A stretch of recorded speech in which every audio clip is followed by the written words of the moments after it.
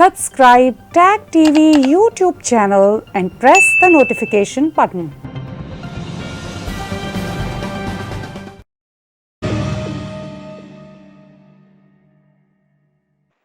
कश्मीर की आग सिर्फ कश्मीर में ही नहीं, पूरी दुनिया में उसके भभके महसूस होते हैं। यहाँ कनाडा, अमेरिका में बैठे हुए जो हमारा साउथ एशिया डायस्पोरा है, वो भी कश्मीर की बातों में उलझा रहता है। रिसेंटली पाकिस्तान और भारत के बीच एक और सीज़ फायर हुआ है। पुलवामा अटैक के बाद सिचुएशन काफ़ी टेंस चली आ रही थी, मगर अब जो दोनों तरफ की मिलिट्रीज़ ने आपस में बात की, उससे उन्होंने सोचा कि ये सीज़ फायर करते हैं ताकि जो बेगुनाह मासूम लोग हैं दोनों तरफ LOC के, उनके मरने का सिलसिला तो बंद हो। सीज़ फायर कई बार हुआ। देखने वाली बात यह है कि इस बार का जो सीज़ फायर है वो कैसे चलेगा और ये सिचुएशन कैसी है। इस पे हमारे साथ हमारे बहुत ही स्पेशल वीकली शो में जुड़े हुए हैं मेजर गौरव आर्या जी। वेलकम गौरव भाई। एक और सीज़ फायर हो गया, सिचुएशन जो भी है आप कैसे देखते हैं? जी देखिए ताहिर साहब, सबसे पहले तो मैं सीज़ फायर को वेलकम करता हूँ और मुझे लगता है कि दोनों फौजों ने जो भी मुनासिब समझा वो करा। ये 2003 में पहली बार ये सीज़ फायर की पुख्ता तरीके से एक रिटन डॉक्यूमेंट के तरीके से वो बात हुई थी। फिर काफ़ी और चीज़ें हो गई उसके बाद, और आपको पता ही है कि अटैक्स हुए, टेरर अटैक्स। तो और इंडिया में फिर जब से मोदी जी आए तब से मूड भी बदला है भारत में। वो एक ज़माना था जब भारत कॉम्प्रोमाइजिंग नेशन था कि मतलब चलिए थोड़ी सी हम भी बात कर लेते हैं, थोड़ा सा आप एक कदम बढ़ाएं, हम 10 कदम बढ़ाएंगे। वो वाला जो एटीट्यूड था पहले, वो मोदी जी का है नहीं एटीट्यूड उनका, थोड़ा सा उनकी गवर्नमेंट का भी नहीं है और भारत का भी ऐसा एटीट्यूड नहीं है यहाँ पे। इन द सेंस कि अगर कुछ अटैक वटैक होता है तो, या कोई टेरर अटैक होता है, फिर उसका हिसाब बराबर करने वाली एक मानसिकता है जो मुझे लगता है अच्छी मानसिकता है। मैं इसको वेलकम करता हूँ और ऐसी होनी भी चाहिए। और जो पहले नहीं थी ये मानसिकता कि हमारे ऊपर अटैक करता रहे, हम कुछ नहीं करेंगे, वो गलत थी। हम लोग गलत थे, भारत की नीति पहले गलत थी, अब जाके ठीक हुई है। ये कहने के बावजूद मैं ये कहूंगा कि जो लाइन ऑफ कंट्रोल पे सीज फायर है, मैं उसको वेलकम करता हूं तहे दिल से, और मैं चाहता हूं ये चले। क्योंकि सब जब आप राइफल से, एक फौजी होने के नाते मैं आपको बताता हूं, मैं तो इन्फेंट्री में रहा, तो बड़ी तोपें तो हमने कभी नहीं चलाई, हम तो राइफल वाले ही थे हर समय। राइफल से जब आप मारते हैं तो एक आदमी मरता है, लेकिन जहां पे तोप का गोला चलता है सब, तो कई जानों को लेकर एक साथ जाता है। और फिर आप एम्ड फायर बड़ा मुश्किल होता है, क्योंकि अगर मैं टेक्निकलिटीज में बिना जाए मैं आपको ताहिर साहब समझाने की कोशिश करूं कि इट्स इनडायरेक्ट फायर। आर्टिलरी का जो फायर होता है इनडायरेक्ट फायर है, तो ग्रिड रेफरेंस के हिसाब से होता है, मोटा मोटी एक जगह, but it's not specific to person. Artillery fire can never be specific to person. अगर वो एक घर के ऊपर एक 155 का शेल गिरेगा तो पूरे घर को लेकर और आसपास के 10 घर को लेकर वो उड़ेगा। वो उसके इतनी पावर होती है, इतना इसमें कुव्वत होती है। तो चाहे वो इंडिया की तरफ से कोई शेल गिरे जिसमें किसी की बेगुनाह की जान जाए, पाकिस्तान की तरफ से गिरे जो बेगुनाह की जान जाए, ये तो ये कोई भी फौज इसको डिफेंड नहीं कर सकती, ना इंडियन आर्मी ना पाकिस्तान आर्मी। और किसी भी मासूम का खून बहे, हिंदुस्तानी और पाकिस्तानी, दैट इज जिसको कहते हैं कि that is not correct, it can not be defended. और मैं ये बात कह रहा हूं कि कई पाकिस्तानी ये सुन के बड़े हैरान होंगे, because I am a known hawk. लोग समझते हैं मुझे ऐसा, लेकिन फिर भी देखिए साहब, at the end of the day, hawk और no hawk, I am a soldier. और कोई भी सोल्जर ये नहीं चाहेगा कि बेगुनाहों का खून बहे। They are non combatants. तो इसलिए मैं सीज फायर को वेलकम करता हूं और मैं चाहता हूं कि सीज फायर कम से कम कुछ साल लगातार टिके रहे, तो इससे अमन रहे लाइन ऑफ कंट्रोल पे। आपने कहा कि आप चाहते हैं कि सीज़ फायर कुछ सालों तक लगा रहे ताकि लाइन ऑफ कंट्रोल पे अमन रहे, लेकिन पहले भी सीज़ फायर की बहुत सारी कोशिशें हो चुकी हैं और उनकी वायलेशन भी होती रही। तो क्या आपको इस बार सूरत हाल कैसी नज़र आती है? मुझे लगता है कि जो सीज फायर का बाद में जो हुआ था, करीब 3-4 साल से जो चला आ रहा है, जो कशीदगी चली आ रही है लाइन ऑफ कंट्रोल पे, और मैं पाकिस्तानी मीडिया ताहिर साहब बड़ी क्लोजली वॉच करता हूं, जो क्योंकि पाकिस्तानी मीडिया को एक्सेस नहीं है। उनके जो खास जो कुछ लोग हैं, पत्रकार, उनके जो जर्नलिस्ट हैं, सहाफ़ी हैं, उनको है वाइडली मीडिया कवर नहीं कर सकता। जैसे हमारे यहाँ लाइन ऑफ कंट्रोल पे आप परमिशन लीजिए, आप जा सकते हैं, you can cover it and all. Reasonable restrictions हैं हमारे यहाँ भी, लेकिन ऐसा नहीं है। आप किसी पत्रकार को हमारे यहाँ इंडिया में, किसी सहाफ़ी को या जर्नलिस्ट को ये नहीं बोल सकते कि तुम ये छापोगे और ये नहीं छापोगे। दिस दिस इज मतलब ये अनथिंकेबल है हमारे यहाँ कि आपने जर्नलिस्ट को बोल दिया। तो कम से कम फौज तो नहीं बोलती। अगर कोई पॉलिटिकल लीडर कुछ बोल दे अपने लेवल पे तो अलग चीज है, फौज तो कभी नहीं बोलती, मैंने नहीं सुना। तो ताहिर साहब, हम तो होप ही कर सकते हैं। बस मैं ये प्रे कर रहा हूं कि पाकिस्तान का डीप स्टेट, क्योंकि जब भी शांति और अमन की बात हुई है, और पाकिस्तानी मीडिया पे मैंने कई बहस देखी है, वो कहते हैं कि पाकिस्तान ने हर समय अमन का हाथ बढ़ाया है लेकिन भारत अपनी जारियत पे उससे बाज नहीं आ रहा, और ये सब बातें करते हैं। उनको शायद हिस्ट्री नहीं पता, इतिहास नहीं पता, तारीख नहीं पता। अब देखिए, वाजपेयी जी गए थे ना लाहौर, वाजपेयी जी गए थे मीनार पाकिस्तान, तो कारगिल कर दिया। फिर जब मोदी जी गए थे उड़ी हो गया और नगरोटा हो गया। ये सब तो बात ये होती है कि दोनों तरफ से होना चाहिए। सिर्फ इमरान खान साहब टेलीविजन पे आए और ये बोलें कि पाकिस्तान अमन चाहता है, इसकी जीरो वैल्यू है सर। कोई भी बोले, मैं कुछ बोलूं, जिसको हम लोग कहते हैं ना कि कॉल ऑफ हेल में फर्क नहीं होना चाहिए। मैं जो कह रहा हूं और जो मैं कर रहा हूं जमीन पे, उसमें फर्क नहीं होना चाहिए। पाकिस्तान का प्राइम मिनिस्टर फिर अभी 4 दिन पहले टीवी पे जाके बोला, इमरान खान साहब ने अपनी एक तकरीर करी टेलीविजन पे, साहब बड़ी, कि पाकिस्तान तो हर समय चाहता है अमन। चाहने से कुछ नहीं होता। आप जमीन पे क्या कर रहे हैं ये बताइए। आप अगर मोदी जी जाते हैं और फिर आप उड़ी करवाते हैं, तो फिर, और उड़ी में आईएसआई वाले आए थे सर, आपको इंडिया में काफी तनकीद हुई। पठानकोट में, सॉरी माय मिस्टेक सर, मैं माफी चाहूंगा, मैंने गलत बोल दिया। पठानकोट में आईएसआई वालों को हमने इनवाइट करा। कौन करता है? अगर यहां से कोई पाकिस्तान में कोई अटैक होता है और पाकिस्तान अगर इंडिया को ब्लेम करता है, तो पाकिस्तान बोलेगा कि रॉकी टीम को भेज दो वहां पे? कभी नहीं बोलेगा, वो कभी नहीं बोलेगा। लेकिन हमने अलाउ करा। फिर भी उसके बाद अगर कुछ होता है तो आई एम होपफुल ताहिर साहब। I think the time is there to be, this is the time to be positive about the ceasefire. और हम इसमें कीड़े ना निकालें, कम से कम मैं इसमें कीड़े नहीं निकालना चाहता। और मैं कहना चाहता हूँ, let there be a ceasefire along the line of control.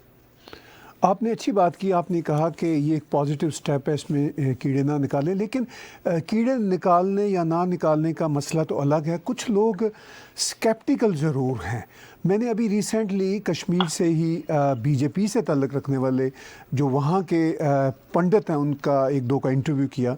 उन्होंने कहा कि हमें लगता है कि शायद भारतीय हुकूमत फिर ट्रैप में आ रही है पाकिस्तान के, जिस तरह पहले आया करती थी। उन्होंने कहा कि जिस तरह फ़ारूक अब्दुल्ला इसको वेलकम कर रहे हैं सीज़ फायर को, इससे लगता है कि उन जमातों की इच्छा पूरी हो रही है जो सेपरेटिस्ट हैं या जो अपनी चाहते हैं एक पॉलिटिक्स। तो उनके नैरेटिव को आप कैसे लेंगे? मुझे लगता है कि लैक ऑफ नॉलेज है। पेट्रियाटिक पीपल हैं, देशभक्त लोग हैं, अच्छे लोग हैं, लेकिन नॉलेज थोड़ी सी कम है। जो लाइन ऑफ कंट्रोल है तकरीबन 750 किलोमीटर लंबी है सब। वो जम्मू से भी जाती है और कश्मीर से भी जाती है। और अगर आप एक्टिविटी देखें, लाइन ऑफ कंट्रोल पे फायरिंग देखें, तो ज्यादातर जो वायलेशंस होते हैं वो जम्मू साइड में होते हैं। कश्मीर साइड में भी होते हैं, मैं मना नहीं कर रहा कि कश्मीर में नहीं होते, कश्मीर में भी होते हैं। लेकिन 100 में से अगर देखें तो 70-80% वायलेशंस जो होते हैं वो जम्मू साइड में होते हैं, कश्मीर में नहीं होते। कश्मीर में कम होते हैं, जम्मू में बहुत ज्यादा हैं।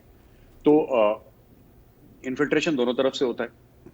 तो देखिए ना, बात यह है कि सीज फायर आप मारते रहें, पाकिस्तान मारता रहे, इसमें जान किसकी जाती है ना। वो मैं तो यही देख रहा था कि इंडियन बच्ची थी वो, वहां पे ना वो 3 साल की बच्ची की छाती पे गोली लगी थी, वो जम्मू में ही, हमारे जम्मू में, इंडियन साइड में 3 साल की बच्ची की छाती पे गोली लगी थी। 2-3 साल पहले की बात है सर। एक सिंगल शॉट लगा था उसकी छाती पे। तो मैं ये सोचता हूं सर कि मैं फिर आप कैसे, मैं तो देखिए, मैं कितनी भी खून खराबे की बात करूं, और ये बात सच है, मैं अमन वमन में ज्यादा मैं विश्वास नहीं रखता। ठीक है, मैं आपको सच बात, मैं झूठ नहीं बोलूंगा आपसे। मैं फौजी आदमी हूं और मुझे अमन से कोई लेना देना नहीं है, ना ये मुझे वर्ड पसंद भी है।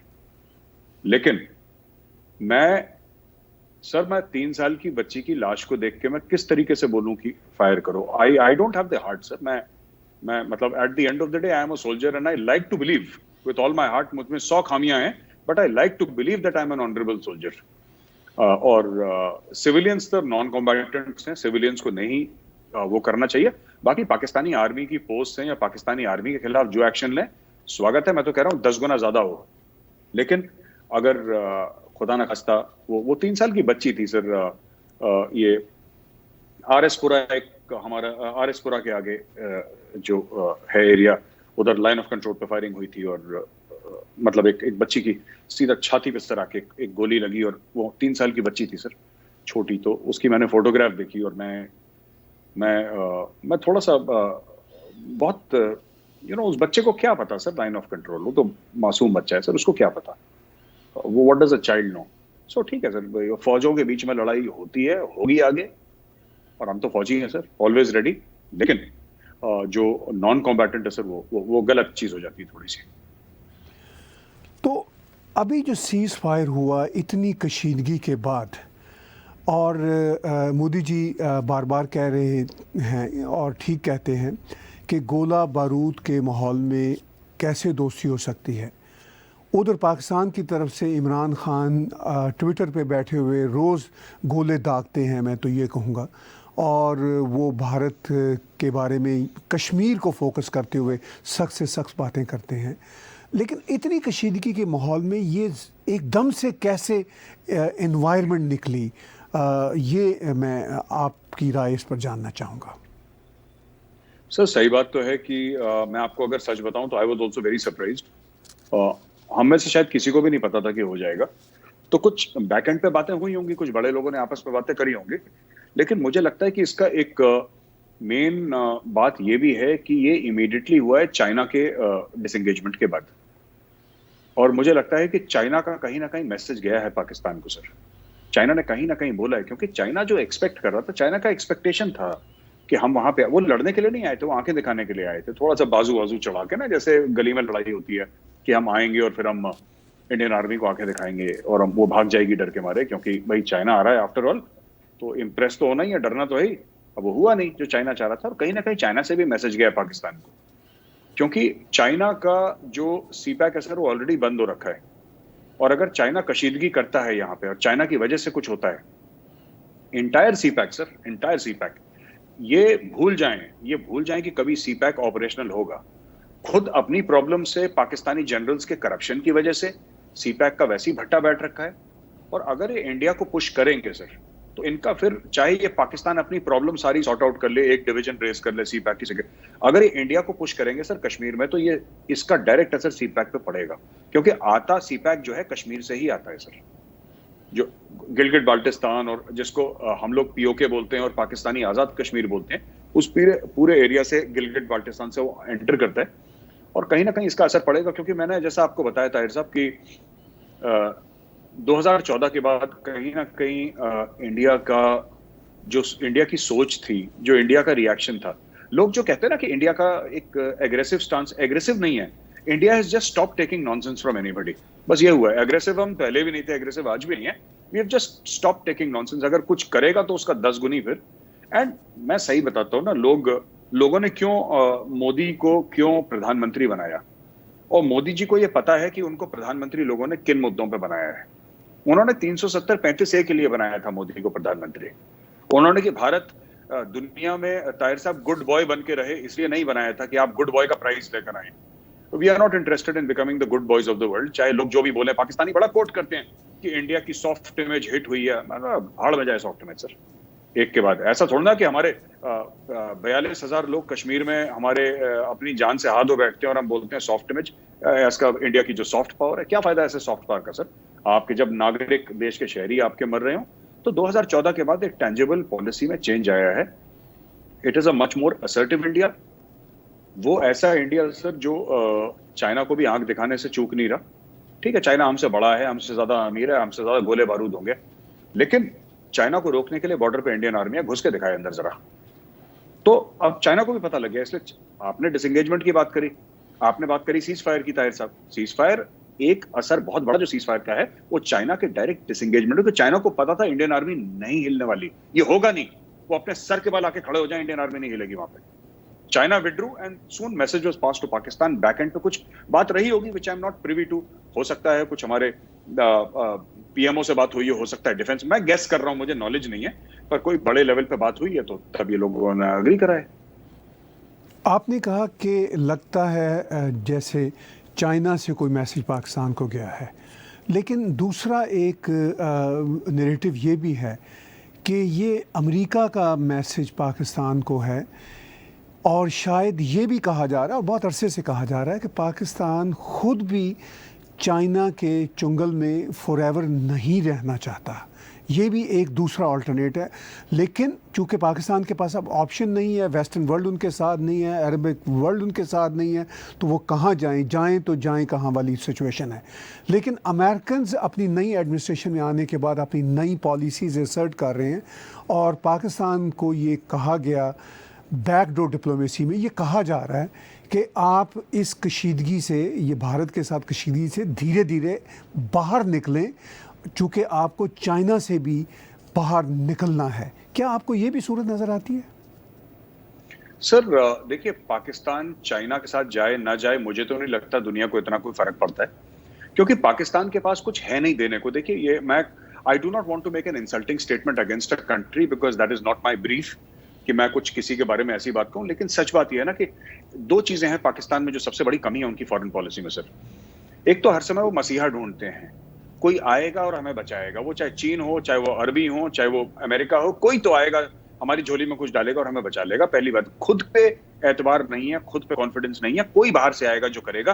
पहली चीज तो ये है। दूसरी बात जो बड़ी गलत मुझे लगती है पाकिस्तान में, कि उनकी सिंगल एजेंडा की फॉरेन पॉलिसी है।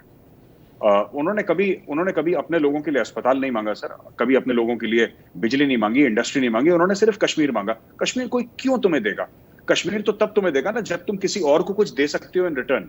अगर आप एक बात समझ लीजिए, पाकिस्तान के पास बहुत कुछ होता अमेरिका को देने के लिए, यूरेनियम के डिपॉजिट्स होते दुनिया के सबसे बड़े, या आपके पास ऐसे सॉफ्टवेयर प्रोग्रामर्स होते, या आपके पास ऐसे डॉक्टर्स होते तो दुनिया को पकड़ के रखते अपने हाथ में, आपके पास ऐसी इंटेलेक्चुअल सुपीरियरिटी होती, आपके पास ऐसा कुछ होता कि आप दुनिया को, ये पाकिस्तान का दुनिया के साथ रिलेशनशिप, हर एक मुल्क के साथ रिलेशनशिप जो है, चाइना के साथ भी जो रिलेशनशिप है, इसमें सिर्फ ये कहता है कि चाइना हमारे भाई है, हमारे लिए कुछ करेंगे। अरे अगर चाइना आपका भाई है तो आप भी तो चाइना के भाई हो। आपने चाइना के लिए क्या करा है?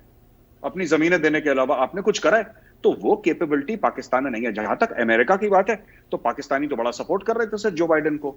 उन्होंने हैशटैग भी चलाया था मुस्लिम्स फॉर बाइडेन, कुछ पैसे भी $4-5 मिलियन इकट्ठा करके बाइडेन के उसको दिए थे। और मैं डे वन से पाकिस्तानियों को बोल रहा था, और ये टीवी इंटरव्यूज में हर जगह बोल रहे थे, मेजर साहब अभी बाइडेन आएगा और तुम देखना कि बाइडेन आएगा तो फिर बाइडेन देखना इंडिया को मजे चखाएगा कश्मीर में। और मैंने उनको यही बोला कि भाई कुछ नहीं करेगा बाइडेन, कुछ नहीं करेगा, तुम लोग फालतू में। अब इमरान खान आएगा तो तब्दीली लाएगा और नया पाकिस्तान लाएगा, बाइडेन आएगा तो हमें कश्मीर दे देगा। फिर कहते हैं 370 हट गया तो उन्होंने लद्दाख में अटैक इसलिए करा है क्योंकि 370 आ गया इसलिए वो लाइन ऑफ एक्चुअल कंट्रोल पे। मतलब कि कोई एक इंसान से या एक मुल्क से इनकी पूरी तवक्को है, खुद कुछ नहीं करना सर। खुद की कैपेबिलिटी नहीं है कि हम कुछ कर दें। कश्मीर ये दिला देगा, पैसे ये दे देगा, बिजली ये दे देगा, सड़कें ये बना देगा। ओ भाई, सब कुछ ये कर दोगे तो तुमने फिर अलग मुल्क क्यों बनाया जब सभी बाहर आउटसोर्स करना है? तो खुद भी तो कुछ करना है, तो you have to do something. तो ये नहीं करते ये जी। अब मुझे याद है कि कुछ साल पहले पाकिस्तान के क्रिकेटर शाहिद आफरीदी ने ये कहा था कि हमने कश्मीर लेकर क्या करना है, हमारे पास जो 4 सूबे हैं वो तो संभलते नहीं। बाद में खैर उनको अपना बयान बदलना पड़ा। तो क्या ये सूरत हाल है कश्मीर? वो कहते हैं हम लेकर रहेंगे, और दुनिया से भी कहते हैं कि हमें कश्मीर दिला दो। क्या ये दिखावे की बातें हैं? चूँकि क्या उनको नहीं पता कि उनसे तो बाकी नहीं चीज़ें संभल रही, कश्मीर क्या संभलेगा? सर, पाकिस्तान ने 72-73 सालों में, ताहिर साहब आपको तो पता ही, you know better than me sir, Pakistan ने हर चीज ट्राई कर ली सर। जंग ट्राई कर ली, टेररिज्म ट्राई कर ली, इन्फिल्ट्रेशन ट्राई कर लिया, डिप्लोमेसी ट्राई कर ली। कश्मीर के चलते दूसरे मुल्कों को अपनी जमीन गिरवी रखवा दी सर, अपने आप को बेच दिया, अपनी 3 नस्लें बर्बाद कर दी, 3 जनरेशन उन्होंने फूंक दी। उनको कश्मीर का 1 इंच जमीन नहीं मिली, और उनको ये पता लग गया है, पाकिस्तान में एक अंडरस्टैंडिंग है कि कश्मीर हमारे हाथ से गया, निकल गया, वो कभी नहीं मिलने वाला। पर प्रॉब्लम ये है ना कि ये शेर की सवारी है सर। आपने अपनी पूरी कौम को 72-73 साल से आप उनको अफीम खिला रहे हैं, कश्मीर बनेगा पाकिस्तान, कश्मीरियों से नाता क्या, ला इलाहा इल्लल्लाह। आपने बताया ना अपने बच्चों को, आपने पाकिस्तान स्टडीज में एक खास नैरेटिव चलाया ना, आपने उनको ये तो बोला ना कि आप बेटा एक दिन आपका शहर आ गया कश्मीर, आपकी जगलर वेन है, आपको एक दिन कश्मीर मिलेगा। आप अपने बच्चे भेजो, आप कम खाना खाओ, आप गोलियां खरीदो, आप काफिर को मार। आपने ये सब बताया, अब वो नहीं आ रहा हाथ में। चाइना कह रहा है छोड़ दो, अरब कंट्रीज कह रही है कि हमारे अपने मसले, हमारा कश्मीर से क्या लेना देना है, पाकिस्तान के पास कुछ है नहीं देने के लिए। तो बात यह है कि अब पाकिस्तान में मुझे लगता है कमर जावेद बाजवा साहब जो है इनके आर्मी चीफ, या इमरान खान, सबको क्लियर है कि कश्मीर इनके हाथ में नहीं लगने वाला। इन्होंने कश्मीर का हवाला देके एक्सटेंशन ले लिया, जैसे कमर जावेद बाजवा साहब ने 3 साल का एक्सटेंशन ले लिया। ताहिर साहब, यही पूरी स्टोरी है पाकिस्तान की। कश्मीर को लेके सबने फायदा उठाया है। मौलाना फजलुर रहमान ने अपनी राजनीति चमकाई, अपना पॉलिटिकल करियर चमका, कश्मीर कमेटी के वो चेयरमैन रहे कई साल, और इमरान खान ने कश्मीर कश्मीर करके ट्वीट करके अपनी पॉलिटिक्स चमकाई। कमर जावेद बाजवा साहब ने कश्मीर कश्मीर में इंडिया खा जाएगा, इंडिया अटैक कर देगा, 3 साल का एक्सटेंशन ले लिया। तो पूरी कौम को ये लोग बेवकूफ बना के अपना मामला चमका रहे हैं और अपनी राजनीति चमका रहे हैं, अपनी रोटी सेक रहे हैं ये लोग, और एंड में इनको भी पता है। बट यही चीज है कि साहब, अब जैसे द सेम थिंग ना, कि आपने इजराइल के खिलाफ, यहूदियों के खिलाफ बचपन से बच्चे के कान में जहर डाला है कि यहूदी को मार दो, यहूदी वाजिबुल कत्ल है। अब दुनिया आपसे कह रही है कि आप इजराइल को रिकॉग्नाइज करें, इनका मन भी है रिकॉग्नाइज करने का सर।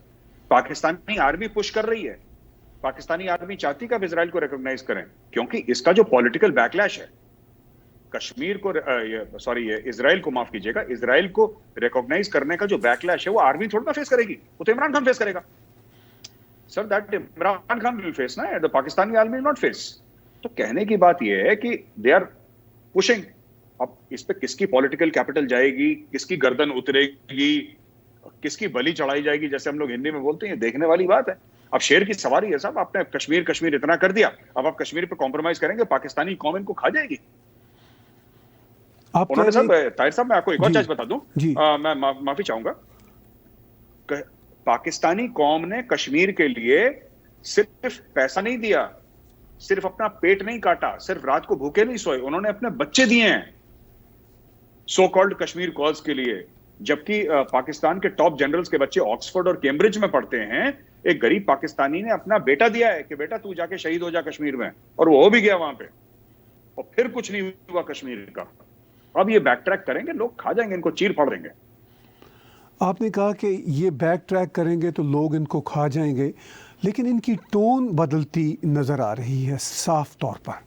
इमरान खान श्रीलंका गए तो जिस तरह उनका प्लान था उस तरह चीज़ें नहीं हुई, और उन्होंने कोई विरोध भी नहीं किया, और उसके फ़ौरन बाद ही सीज़ फायर की सिचुएशन सामने आई। कमर जावेद बाजवा जी जो हैं वो पीस की बात करने लगे एकदम से। तो ये जो लहजे में रद्दो बदल है, इसके पीछे क्या है? सर, मुझे कहीं ना कहीं लगता है कि इसके पीछे कई रीजंस हैं। इसके पीछे चाइना है, इसके पीछे जो बाइडन है, जिनसे इनको पता नहीं क्यों किस गलत फहमी में रह रहे थे। अलिफ लैला की कहानियों में इनको लग रहा था कि जो बाइडन इनको कश्मीर लेके दे देगा। कमला हैरिस तो ऐसी बात करती है, वो कश्मीर लेके, ये वो फालतू की चीजें सोचते हैं लोग। पर इसमें पाकिस्तान की जो इकोनॉमिक कंडीशन है सर, इसका भी बहुत बड़ा हाल है, जिससे इनडायरेक्टली FATF का भी रिश्ता है, वो भी बहुत बड़ा है। क्योंकि अब इन पाकिस्तान को कोई पैसे दे नहीं रहा, जो चाइना दे रहा है सर वो लोन्स दे रहा है। पाकिस्तान को लोन का ब्याज चुकाने के लिए फिर लोन लेना पड़ रहा है सर।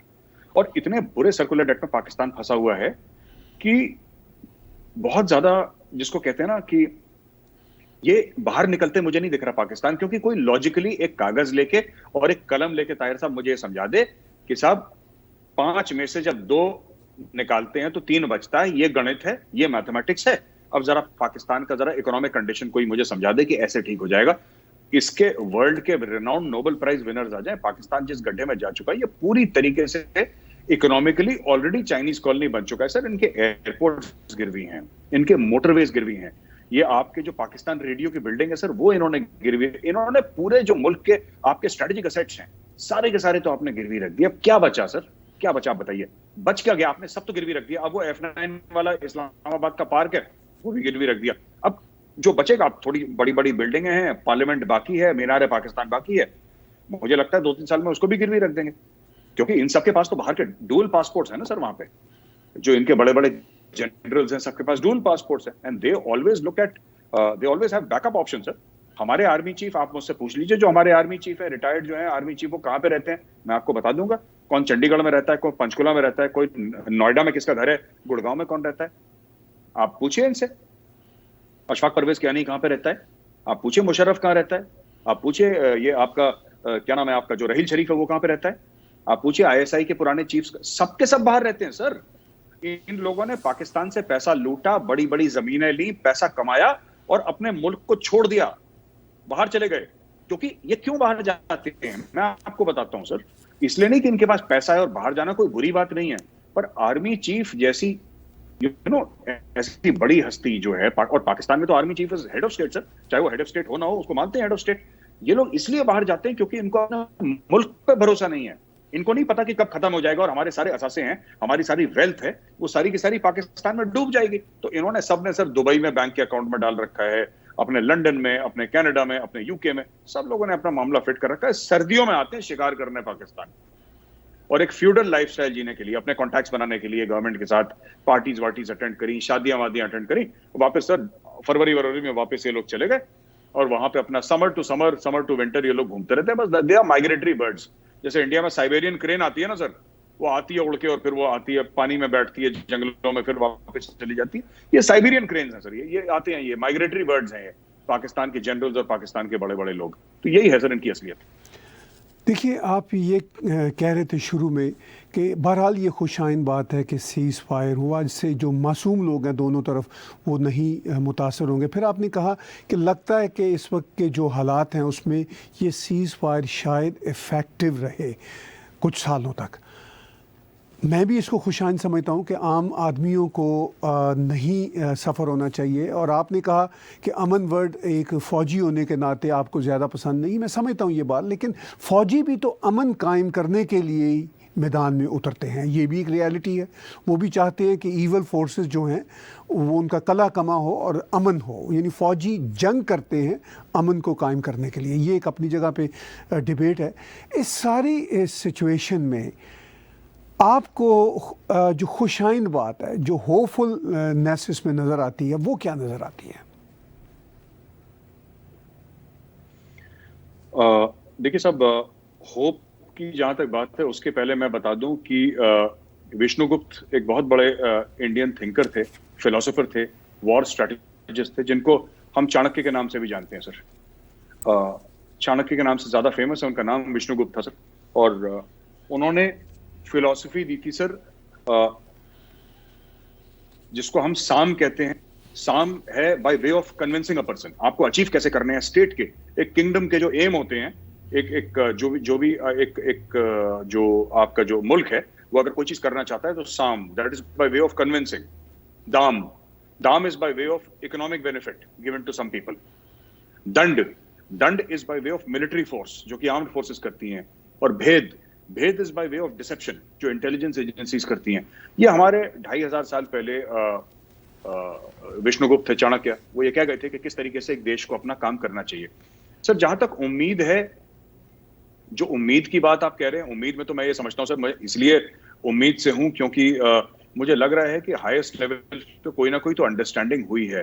क्योंकि ये जो सीज फायर था ये बड़ा सरप्राइजिंग था, वरना पहले हमें पता लग जाता था, मीडिया की रिपोर्ट से हम लोग जज करते थे, जिसको हम लोग कहते हैं कि हमें मीडिया के थ्रू रिपोर्ट्स मिली, पाकिस्तानी मीडिया की रिपोर्ट, तो आपको लगता है कि कुछ बिल्डअप हो रहा है, लोग मीटिंग कर रहे हैं। यहाँ पे कुछ नहीं पता लगा सर कि किसकी मीटिंग किसके साथ हुई, कुछ नहीं। बस एक बार बोला कि डीजीएमओ ने आपस में बात कर ली और लाइन ऑफ कंट्रोल पे पीस। इंडिया में तो ऐसा नहीं होता, पाकिस्तान में हो सकता है कि डीजीएमओ ने आर्मी चीफ को बोला कि सर अब हमें लाइन ऑफ कंट्रोल पे पीस होना चाहिए, तो पाकिस्तानी आर्मी फायर नहीं करी, तो आर्मी चीफ ने बोला जाओ बेटा मैं तुम्हें आशीर्वाद देता हूं, जाओ। Here the decision making authority is not the army chief of India, it is the prime minister of India. तो बिना प्राइम मिनिस्टर ऑफ इंडिया या बिना कैबिनेट के आशीर्वाद से ये हो नहीं सकता सर। तो इसलिए मैं उम्मीद से हूं, क्योंकि हाईएस्ट लेवल्स पे इसको आशीर्वाद मिला होगा, ये मेरा अनुमान है, ये मेरा मानना है।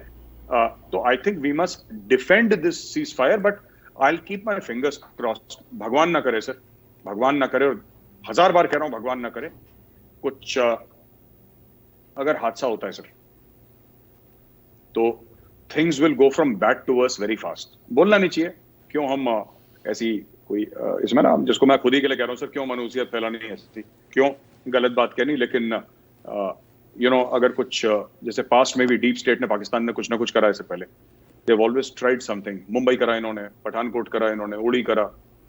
तो ये Indian state sir it's not in a mood, actually it's not in a mood, और Indian people are not in a mood. लोग कहते हैं ना कि पाकिस्तानी कहते हैं कि मोदी बड़ा एग्रेसिव हो गया है, जहरियत। मोदी एग्रेसिव नहीं हुआ है, 130 करोड़ इंडियंस एग्रेसिव हो गए हैं sir. And Narendra Modi is not doing anything, because जय मैं कई बार कह चुका हूं, नरेंद्र मोदी जी ने ये काम इसलिए नहीं करा है कि उन्होंने बीजेपी के मैनिफेस्टो में बोला था या उनको लगता है कि पॉलिटिकली स्मार्ट थिंग है। उन्होंने इसलिए करा है क्योंकि 130 करोड़ हिंदुस्तानियों ने उनको गद्दी पे, प्राइम मिनिस्टर की गद्दी पे इसीलिए बैठाया है कि 370-35 से हटाओ, इसीलिए बैठाया। He knows that the people of India have blessed him for this job, कि आप ये जाके काम करो, हमारा ये हमें करना है, and that is exactly what he is doing sir. तो आपका ये कहना कि होपफुल रहना चाहिए, मैं भी आपसे एग्री करता हूँ। और पाकिस्तान और भारत की जो जनता है, मेजॉरिटी ऑफ दैम, वो भी चाहते हैं कि अमन कायम हो, मगर अमन अपनी असल बुनियादों पर हो। वो जिस तरह माजी में उतर रहा कि अमन की आशा आ रही है, जा रही है, वो सिर्फ आई वॉश के तौर पर होता था, वो नहीं कोई भी अब चाहता। क्योंकि एक ही कल्चर के हम सब लोग हैं, एक ही धरती के सपूत और बेटियां हैं सब, तो वो सब चाहते हैं कि इंसानों की तरह सुखी ज़िंदगी गुजारें। ये जो सीज़ फायर है, मुझे अगर मैं इसकी डेप्थ में जाऊं पर्सनली, तो मुझे लगता है कि अगर कोई इसमें हादसा ना हो तो eventually this could lead to death path, जो लंबा एक पाथ है। अगरचे आपको भी ऐसा नज़र आता है जैसे मुझे नज़र आ रहा है? बिल्कुल सर, अगर ये पास्ट में भी हमारी एक्सपीरियंस दिखाती है, अगर कोई हादसा नहीं हुआ भारत के अंदर तो मुझे लगता है सीज फायर चलना चाहिए सर, और कई साल दर साल चलना चाहिए सीज फायर। क्यों ना चले सर? मैं इस बात पे बिलीव नहीं करता, जैसे कि इमरान खान अक्सर बोलते हैं कि जैसे, या कोई लोग बोलते हैं कि यूरोपियन यूनियन ने के मुल्कों ने 200 साल लड़ाई करी और फिर आज देखो भाइयों की तरह रह रहे हैं। तो इंडिया पाकिस्तान, मुझे लगता है फालतू की बातें हैं, लोग इमेच्योर हैं जो ऐसी बातें करते हैं। क्योंकि सर जर्मनी जो है ना, वो इंग्लैंड के अंदर टेररिस्ट नहीं भेजता सर, या फ्रांस इटली के अंदर टेररिस्ट नहीं भेजता, वो एक दूसरे के ऊपर अटैक नहीं करते। लड़ाइयाँ अलग चीज होती हैं, यहाँ पे बात टेररिज्म की है, यहाँ पे लड़ाइयों की नहीं है। तो it's not just about war sir, it's about terrorism। Pakistan terrorism करवाता है भारत में। बहरहाल जहां तक आपने सीज फायर की बात करी जो लाइन ऑफ कंट्रोल पे है, अगर कोई बड़ी चीज नहीं होती है, कोई बड़ा हादसा नहीं होता है, तो ये बरकरार रहना चाहिए मेरे हिसाब से सर। मेरा तर्जिया ये है, मेरा एनालिसिस तो यही है। बहुत दिनों से जब से ये सीज़ फायर हुआ है, एटलीस्ट मैंने खबर नहीं सुनी कि कोई लोगों ने LOC के दाएं बाएं से इन्फिल्ट्रेट किया हो। सिचुएशन ग्राउंड पे आप क्या सुनते हैं भारत में? क्या जम्मू कश्मीर में कोई इन्फिल्ट्रेशन की उसके बाद कोई खबर आई? नहीं सर, ऐसी इन्फिल्ट्रेशन की खबर तो नहीं, इन्फिल्ट्रेशन की खबर नहीं आती सर। वो बस वो पाकिस्तानी टेररिस्ट की डेड बॉडीज दिखती हैं हमें, तो क्योंकि वो फौज मार देती है इंडियन आर्मी वहां पे, तो वही दिखती है। बट देखिए, अगर कोई ट्राई करता है कोई ऐसा, तो Indian army is there line of control पे। सीज फायर का इसका मतलब ये नहीं कि फौज वहां से हट गई है, वहां पे एंटी इन्फिल्ट्रेशन ग्रिड लगी हैं, इंडियन आर्मी वहां पे है, और वहां पे BSF भी है लाइन ऑफ कंट्रोल पे। तो फोर्सेस हमारी तैनात हैं, किसी को अंदर तो आने नहीं देंगे सर, ये बात तो तय है, इसमें कोई शक नहीं है। And anybody who tries to infiltrate into India will be killed sir. Orders on the line of control are very clear. Bharat के अंदर लाइन ऑफ कंट्रोल से घुसोगे तो सीधा गोली है सर। वहां पे लाइन ऑफ कंट्रोल का एक ही कानून है, अगर कोई भारत के अंदर आता है sir, he will be shot dead. There is no talking. वहां पे मुज़ाकरात नहीं होती, वहां पे डायलॉग डिस्कशन नहीं होता, वहां पे सीधा एक कलमे वाली उंगली है सर, ये चलती है बस। यही लाइन ऑफ कंट्रोल की सच्चाई है। लेकिन मैं ये भी कहना चाहूंगा कि जहां तक फायरिंग है, जो आर्टिलरी की शेलिंग है या स्मॉल आर्म्स का फायरिंग जो होती है, जिससे सिविलियंस भी परेशान होते हैं, वो बंद हो गई है। और बट पाकिस्तान में कई लोग इससे नाखुश हैं। पाकिस्तान में कई सीनियर ऑफिसर्स हैं आर्मी के, रिटायर्ड, जो कह रहे हैं कि इमरान खान ने पूरा कश्मीर बेच दिया है और 370-35 से मोदी ने हटा दिया, तब कश्मीर तो भारत की गोद में चला गया, और अब सीज फायर भी ये मान लिया इमरान खान ने, तो अब तो भाई कश्मीर बिल्कुल ही हाथ से चला गया। सीज फायर इमरान खान का क्या लेना देना बेचारे गरीब का सीज फायर, तो उसको पता भी नहीं होगा बेचारे को सीज फायर क्या होता है। वो तो बाजवा साहब डिसाइड करेंगे सीज फायर होगा कि नहीं होगा पाकिस्तान की तरफ से, इमरान खान थोड़ा ना डिसाइड करेगा। He is in no position to tell Qamar Javed Bajwa कि जनरल साहब मैंने सीज फायर, इंडिया में हो सकता है मोदी साहब can decide. Of course in India the army chief is a very respected figure. Army chief is a very respected figure, and whatever decision the government takes, they will 100% take the army chief's views into account. The army chief, the NSA, ये सब लोग सरकार के advisers हैं, ये prime minister को advice करेंगे, और उनकी ऐसा हो नहीं सकता कि आर्मी चीफ ने कुछ बोला है और आर्मी चीफ की एडवाइस इंडिया में ना मानी जाए, क्योंकि इज्जत बहुत है। पर हमारे यहाँ आर्मी चीफ भगवान नहीं है, हमारे यहाँ प्रधानमंत्री भी भगवान नहीं, हमारे यहाँ सिर्फ भगवान है। पाकिस्तान में आर्मी चीफ भगवान है, अगर वो डिसाइड करता है कि सीज फायर होगा तो होगा सर। तो आपने कहा कि इन्फिल्ट्रेशन तो अब अगर होगी तो पहले भी अगर होती थी तो एक ही हाल होता था कि उनको ख़त्म कर दिया जाए। यानी अब टेररिज्म जी बाहर सर, से जी। नहीं Kashmir for the time being आएगा। लेकिन कश्मीर के अंदर की सूरत हाल क्या है? वो जो रेडिकल एलिमेंट्स थे, क्या वो एकदम से चले गए, गायब हो गए, या खुद को बदल लिया उन्होंने? उनकी सिचुएशन कैसी है? सर ऐसा है कि ये जो रेडिकल एलिमेंट्स हैं कश्मीर में, जमात इस्लामी के काफी मदरसे और काफी ऑफिसेज में ताला लगा है, एनआईए की रेड्स पड़ी हैं। तो मेन जो रेडिकलाइजिंग एंटिटी है वो जमात इस्लामी है, जो मस्जिदों के मेंबर से और जगह से बात करते हैं, रेडिकलाइज करते हैं, बच्चों को बताते हैं कि जिहाद का मतलब क्या है, काफिरों की गर्दन काटो। और सबसे खूबसूरत बात मुझे ये लगती है, जो जमात इस्लामी है, जो ऐसी बातें करते हैं लोग, जो रेडिकल एलिमेंट्स हैं कश्मीर के, उनकी एक बड़ी अच्छी बात मुझे लगती है, बड़ी खूबसूरत, अच्छी तो क्या लगती है, बड़ी खूबसूरत बात करते हैं वो लोग कि कहते हैं कि काफिर का गला काट दो, और जब आप उनको अरेस्ट कर देते हैं ऐसी बात करने के लिए तो कहते हैं कि हमारी फ्रीडम ऑफ स्पीच है साहब, ये इंडिया डेमोक्रेसी नहीं रही, अब तो इंडिया बुरा मुल्क बन गया है सर। तो उनको फ्रीडम ऑफ स्पीच चाहिए काफिरों का गला काटने के लिए। तो ये ठीक है सर, ये भी मतलब इट्स ओके, होता है। Now people are being sorted out nice and proper, और अब stability is returning. Radical elements अभी भी हैं and they are being radicalized over the internet. Internet का बहुत बड़ा हाथ है कश्मीर में रेडिकलाइज करने के लिए। स्टोन पेल्टिंग वगैरह जितनी भी पहले होती थी, अब तो हुई नहीं काफी टाइम से, स्टोन पेल्टिंग खत्म ही हो गई। वो रिवाज वहीं से शुरू हुआ था सर। हर चीज इंटरनेट से कनेक्टेड है और रेडिकलाइजेशन भी वहीं से हो रहा है। और ये जो मैंने आपको बताया ना, एंटी इन्फिल्ट्रेशन ग्रिड जो लाइन ऑफ कंट्रोल पे रही है, जिसके बारे में बहुत ऑफेंसेस हमारे लगे हैं, पेट्रोलिंग होती है, मैन पावर लगा है, कोर लगे हमारे, डिव लगे हैं, सब कुछ लगे। तो उसमें ताहिर साहब बात यह है कि anti infiltration grid Indian army की इतनी एफिशिएंट हो गई, इतनी इफेक्टिव हो गई कि अब जो पहले बाढ़ के तौर पे आते थे, पूरी बाढ़ की बाढ़ टेररिस्ट की आती थी, वो अब ट्रिकल से भी कम हो गया, मतलब कि ना के बराबर हो गई। अब पाकिस्तान की डीप स्टेट को कुछ तो करवाना है, तो आदिल अहमद डर जो पुलवामा का सुसाइड बॉम्बर था, वो तो कश्मीरी था, वो तो पाकिस्तानी नहीं था, वो तो कश्मीरी था लोकल। तो किसी ने उसको रेडिकलाइज कराया कि तुम ऐसे करो, आईडी बनाओ, ये करो, वो किसी और ने उसके लिए भी बनाई होगी, पर सुसाइड बॉम्बिंग के लिए तो आपको काफी रेडिकलाइज करना पड़ेगा ना।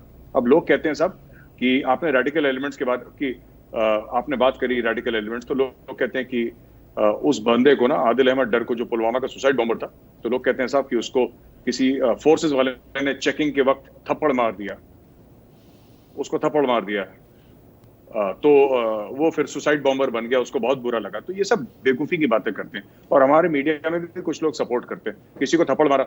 एक बात बताइए सर, जो मैं आपको एक सच बात बता रहा हूँ, कहने वाली बात नहीं है, लेकिन आई शुड टेल यू।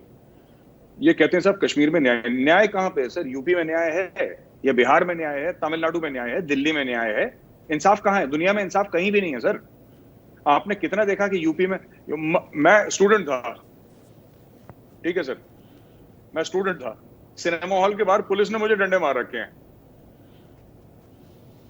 हम लोग फिल्म देखने गए थे सर अमिताभ बच्चन की, तो वहां पे धक्के मुक्की हो रही थी, मल्टीप्लेक्स होते नहीं थे उस टाइम पे, मैं 1989-90 की बात कर रहा हूं। हमें भी डंडे पड़, भीड़ को पड़ रहे थे, हमें भी पड़ गए, हम तो स्टूडेंट थे सर, बच्चे थे हम, सेकंड ईयर में, फर्स्ट ईयर में। तो हम क्या, हमें पुलिस ने डंडे मारे तो क्या हमने वो आरडीएक्स लेके हमने फाड़ दिया क्या वहां पे? This is nothing sir, this is radicalization, this is religious Islamic radicalization जो वहां पे चल रहा है। और ये जो सूफियाना कल्चर था कश्मीर का, उनको खत्म कर दिया इन लोगों ने, दे जस्ट फिनिश्ड इट, इन्होंने बिल्कुल खत्म कर दिया। और ये सब अब अलग ही लेवल पे जा रहे हैं। और जो वहां पे कश्मीर में जो दीगर वहां पे पॉलिटिकल पार्टीज हैं, चाहे वो अब्दुल्ला की हो, चाहे मुफ्ती की, उन्होंने फायदा उठाया इस सब चीजों का। ये अपॉर्चुनिस्टिक लोग हैं सर, तो इन्होंने फायदा उठाया इस चीज का। तो आपने उन पॉलिटिशियंस की बात की, वो तो वहीं के वहीं, और वो अपने आप को चेंज कर लेंगे। पॉलिटिशियंस जो जनरली होते हैं, वो तो जैसी हवा चलती है उसके साथ साथ चलने लग पड़ते हैं। और हवा अब कश्मीर में ये चलती नज़र आ रही है कि वादी में उस तरह की रेडिकलाइजेशन नहीं रही जिस तरह की हुआ करती थी। बाहर से मदद भी बंद हो गई, और रेडिकल एलिमेंट्स ने भी देख लिया कि उनको उसका क्या फ़ायदा हुआ। उनके अपने दर्जनों सैकड़ों बच्चे मारे गए, तो उन घरों को भी, उन फैमिलीज़ को भी, उन ट्राइब्स को भी एहसास हुआ कि इनफ इज़ इनफ। तो आखिर में गौरव भाई, इस सिचुएशन में ये बताएं कि हमें सूरत हाल बेहतरी की तरफ अल्टीमेटली जाती नज़र तो आ रही है। ताहिर साहब, इसमें कोई शक की बात नहीं है, जब से सीज फायर हुआ है तो हम तो उम्मीद से हैं, और हम चाहते हैं कि सीज फायर कायम रहे। और हम ये भी चाहते हैं कि ऐसा कुछ ना हो, कोई ऐसी हरकत ना हो जिससे कि सीज फायर ब्रेक हो या फिर से कशीदगी का माहौल हो और जिससे कि आवाम को परेशानी हो। और हम ये भी चाहते हैं कि सर पाकिस्तानी आवाम सेहत से, रोटी से, इन सब चीज़ों से जो वहाँ पे प्रॉब्लम चल रही है वो ठीक, क्योंकि मैं पर्सनली आपको बताता हूँ सर, मेरी दुश्मनी पाकिस्तानी आर्मी से है, पाकिस्तानी आवाम से तो मेरी कोई दुश्मनी नहीं है सर। मैं तो जानता भी नहीं किसी को वहाँ पे, तो मेरी क्या दुश्मनी हो सकती है किसी पाकिस्तानी से जब मैं जानता ही नहीं उसको। लेकिन हाँ, पाकिस्तानी आर्मी बिहेव करे, अपने आप को लाइन ऑफ कंट्रोल पे ठीक ठाक रखे अपने आप को। ऐसे जो हाफिज सईद वगैरह ऐसे लोग हैं उनको ये ना बोले कि आप कुछ वहाँ पे करिए, तो फिर ठीक हो जाएगा सर। अगर ये लोग कुछ ऐसी बात करते हैं तो। पर अगर ये टेढ़ा होने की कोशिश करते हैं, क्योंकि इंडिया में ये देखिए ना साहब, हम सब कह रहे हैं कि हम बड़े उम्मीद से हैं, जो आपका ये है पूरा मामला ना, सीज फायर का, लाइन ऑफ कंट्रोल, हम सब लोग बड़े उम्मीद से हैं। लेकिन बात यह है कि इसको शटर क्या कर सकता है, ये भी बात करने की जरूरत है सर। इसको शटर क्या कर सकता है? भगवान ना करे, खुदा ना खास्ता, अगर कुछ हादसा होता है सर, फिर we are back to square one. और मुझे ऐसा लगता है कि पाकिस्तान में कुछ लोग हैं, इंटरेस्टेड पार्टीज हैं, जो नहीं चाहती हैं सीज फायर चले, तो कुछ ना कुछ तो करने की कोशिश करेंगे वो लोग सर। बहुत बहुत शुक्रिया। हम उम्मीद भी रखते हैं और अपने आप को चौकन्ना भी रखते हैं कि ये माहौल कायम रहे और वो वाली सूरत हाल दोबारा कशीदगी की वापस ना लौटे। बहुत ही आखिर में कोई ख़ास बात आप कहना चाहें? नहीं, मैं तो यही कहूँगा कि जो पाकिस्तानी भी हैं, ख़ासतौर से टेलीविज़न पे आते हैं, हर जगह आते हैं, वो थोड़ा सा हम लोग, मैं पर्सनली, कि जो पीस है ना, देखिए what India wants, I will tell you. मैं आपको बता देता हूँ, हिंदुस्तानी एस्टेब्लिशमेंट हमारी क्या चाहती है, हमारे पॉलिटिकल पार्टीज क्या चाहती हैं, बीजेपी क्या चाहती है, आर्मी क्या चाहती है, that I am not aware sir, neither I want to know. But what India wants is peace with honour sir. Tahir साहब, a dishonourable peace is not acceptable to India. वो नहीं, और कोई नहीं कर सकता सर। मोदी जी के पास 303 सीटें हैं, मोदी जी नहीं कर सकते। He will not do it, he cannot do it, sir. India will not allow it. A dishonorable peace we will not allow. जब तक इज्जत से, शांति से, प्यार मोहब्बत से बात हो रही है, सब ठीक ठाक है सर। जब तक ये बात हो रही, तब तक कोई दिक्कत नहीं। आप अपनी रोटी कमाओ, हम अपनी रोटी कमाएंगे। झगड़े की बात मत करो, क्योंकि वो दिन चले गए सर। वो हिंदुस्तानी चले गए सर, जो कहते थे कि नहीं, कुछ भी हो जाए, हमें अमन की आशा करनी है, पाकिस्तान अगर एक तरफ मारे तो आप दूसरा गाल, वो नहीं। अब ये नया हिंदुस्तान है सर, जो हाथ उठेगा सर वो उखड़ ही जाएगा। There will be disproportionate response from India. और ये मैं कोई जिंगोइस्टिक बात नहीं कर रहा। I know these people very well. I know this government very well. I know मतलब the entire system quite well, which I'm saying that peace है, line of control. They will respect the peace. And down the line in the government to the army, to the last jawan, everybody is on the same page, sir. कि we have to respect this line of control. पर अगर कुछ हादसा होता है sir, then there will be repercussions, and there will be very severe and very serious and disproportionate repercussions. और भगवान ना करे सर, भगवान ना करे कि ऐसी कुछ चीज हो कभी। आई प्रे टू गॉड कि ऐसा कुछ ना हो। बहुत बहुत शुक्रिया गौरव आर्या जी, आपने खुल के अपना नुक्ता नज़र बयान किया और हमने आपका एनालिसिस आज सुना। बातचीत सुन रहे थे मेजर गौरव आर्या जी की। जिस तरह स्वागत मेजर गौरव आर्या जी ने सीज फायर का किया, हम भी उम्मीद करते हैं कि ये रास्ता अल्टीमेटली पीस के तरफ जाएगा और साउथ एशिया में जो पीस का एक ख्वाब अरसा दराज से चला आ रहा है, शायद उसकी शुरुआत यहाँ से हो सके। आज का बिला तकल्लुफ़ तजिया मेजर गौरव आर्या जी के साथ और मेरे साथ देखने और सुनने का बहुत शुक्रिया। आप हमारे चैनल को सब्सक्राइब कीजिए और साथ साथ जो पट्टी नीचे चल रही है, आप हमें पेपॉल के राहीं, हमारी वेबसाइट के राहीं और इसके साथ साथ आप पैट्रियन पर हमें पैट्रोनाइज कर सकते हैं। Subscribe Tag TV YouTube channel and press the notification button.